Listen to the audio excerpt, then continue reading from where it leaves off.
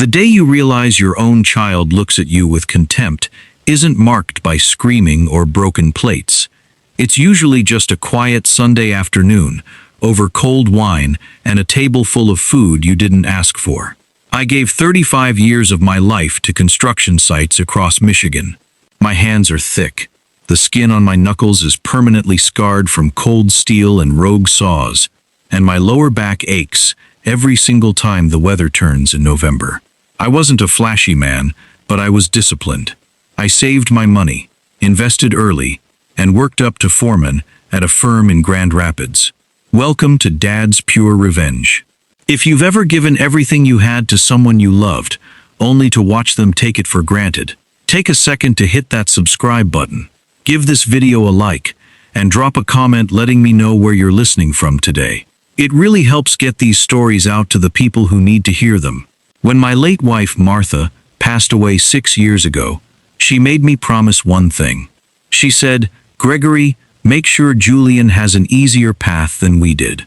Martha grew up in a house where the power got shut off every winter. I grew up with a father who worked 3 jobs and died before he ever got to enjoy a single Saturday. So I took Martha's words to heart. When my son, Julian, married Chloe 4 years ago, I wanted to give them a real foundation. They bought a beautiful 4-bedroom colonial on Elmwood Drive in a high-end suburb just outside the city. Julian was working a modest marketing job making maybe $60,000 a year. He was so proud of that house, but he was completely blind to the reality of what it actually took to keep it. A $6,000 monthly mortgage, property taxes that could swallow a working man's savings, HOA fees, insurance. Julian thought his income covered it all. He was so naive about the actual cost of living that he never even questioned how his paychecks kept up with his lifestyle. The truth was simple. Without any fanfare, I had my financial advisor, Paul Logan, set up a direct, automated monthly transfer straight out of my retirement investment account to the bank holding the note on Elmwood Drive. $6,000 on the first of every month. Like clockwork. Julian knew I helped him out here and there, but he genuinely had no idea I was carrying the entire roof over his head. I didn't want praise. I didn't want him bowing down to me. I just wanted my boy to have the stability I had to break my back to achieve. That was my mistake, and I'll own it right here. I thought by protecting him from the cold, hard wind of the world, I was being a good father. I wasn't. I was raising a boy who didn't know the value of a single brick. Enter Frank. Frank was Chloe's father.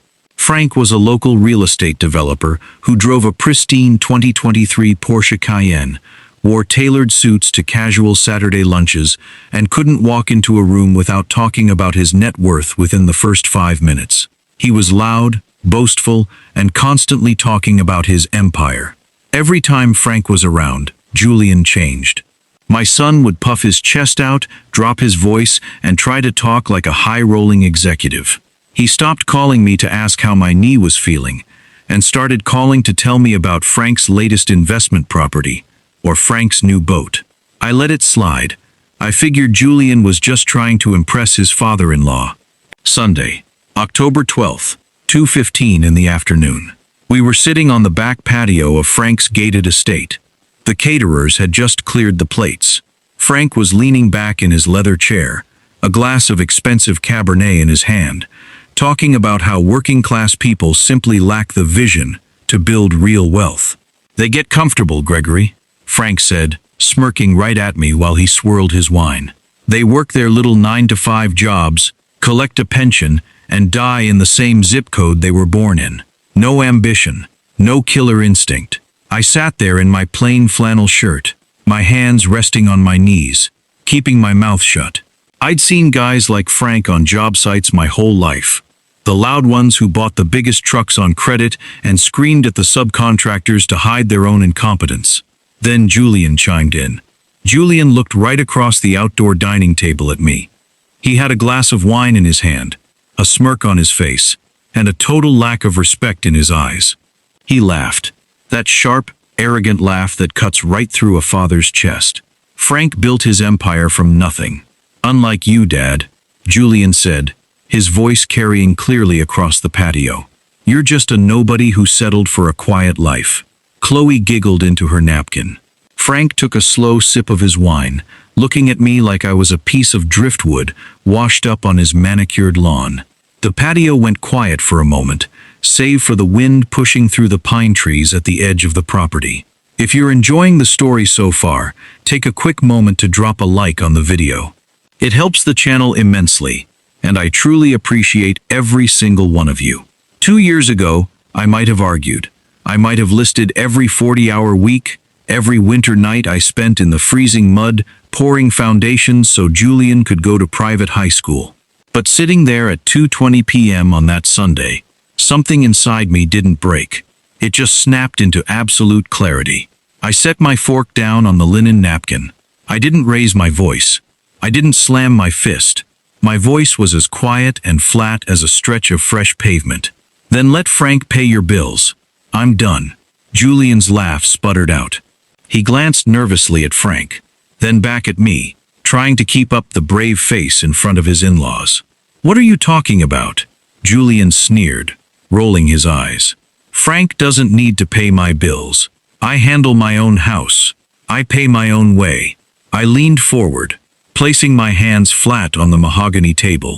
"Julian," I said calmly, "do you honestly believe your $60,000 marketing salary covers a $6,000 monthly mortgage, property taxes, and HOA fees in this zip code?" The color vanished from my son's face so fast, it was like someone had pulled a plug at the base of his neck. His arrogance melted right off his skin. Chloe stopped laughing. Frank frowned, setting his wine glass down a little too hard on the glass tabletop. Julian leaned across the table, his voice dropping to a harsh, panicked whisper. "Wait, what bills? What do you mean?" "I mean every single dollar for that roof over your head has come out of my retirement account for the last 36 months, I said. "Every single month. $6,000. Paid directly to Michigan State Credit Union. You thought you were living like a king on your own dime. You weren't. You were living on mine." Julian stared at me, his mouth slightly open. He tried to speak, but nothing came out. I didn't wait for a response. I stood up, adjusted my jacket, and looked at Frank. "Thanks for the lunch, Frank." I walked out to my 2019 Chevy Silverado, got in, and drove home. Monday, October 13th, 8:05 a.m. I sat at my kitchen counter with a hot mug of black coffee. I called Paul Logan, my financial advisor. "Paul," I said, "that automated monthly distribution to Michigan State Credit Union for account ending in 41009? Cancel it. Effective immediately." Paul paused on the line. "Gregory, are you sure? That's Julian's place. If that payment stops, he's going to be in default within 30 days. "I'm sure, Paul," I said. "It's time for him to build his empire." The next few weeks were completely silent. Julian was too proud to call me. He thought I was bluffing. He thought the money would magically show up, or that he'd figure out a way to cover it. He was living in the mirage he'd built in his own mind. Thursday, November 13th, 6:45 p.m. The first crack in the mirage appeared. I was at the local hardware store buying snowmelt when my phone buzzed. It was a text from a guy I knew named Clinton Webb. Clinton was an independent mortgage broker who worked down on Main Street. "Hey Greg, random question. Did Julian take out a second mortgage on the Elmwood property? He came into my office today looking for hard money loans. Seemed pretty rattled." I replied, "No idea, Clinton. He handles his own affairs." Julian had received the 30-day past due notice from the bank. The automated transfer on November 1st hadn't gone through. The bank had called. The penalty fees had stacked up, and for the first time in his life, my son was looking down the barrel of financial reality. He didn't call me. He went to Frank. Of course he went to Frank. Frank was the empire builder. Frank was the man with the $1-million vision. Julian went to his father-in-law's office, fully expecting the great real estate tycoon to write a check for $12,000 to cover October and November, and maybe throw in a little extra to keep the lights on. What Julian didn't know, and what most people in town were only beginning to realize, was that Frank's empire was built entirely out of cheap toothpick financing and overwhelming debt. Frank didn't have $12,000 in liquid cash. He was leveraged to his eyeballs on 3 failed commercial developments in North County. When Julian begged Frank for help, Frank didn't just say no. He showed his true colors. I heard about the conversation later from Chloe's Aunt Beverly. Frank looked Julian in the eye and said, "I don't invest in sinking ships, son. If you can't pay for your own house, maybe you shouldn't have married my daughter. Don't bring your financial problems to my desk." The cold, brutal reality hit Julian like a freight train. The man he had idolized, the man he had used to demean his own father, didn't care if Julian ended up on the street. Tuesday, November 25th, 7:15 p.m. It was freezing outside. A light dusting of snow was starting to stick to the driveway. I was sitting in my living room, reading a book by the fireplace, when headlight beams swept across the front window. A car door slammed. Hard. A few seconds later, the front doorbell rang continuously, followed by heavy pounding on the wood. I didn't rush. I stood up, walked to the hallway, and opened the door. Julian was standing on the porch. He wasn't wearing his fancy leather coat, just a thin sweater. His face was red from the cold. His eyes were bloodshot, and his hands were visibly trembling. Behind him, parked in my driveway, was his car. "Dad," he breathed, his voice shaky, steam rising from his mouth in the freezing air. "Dad, we need to talk. The bank sent a notice of intent to foreclose.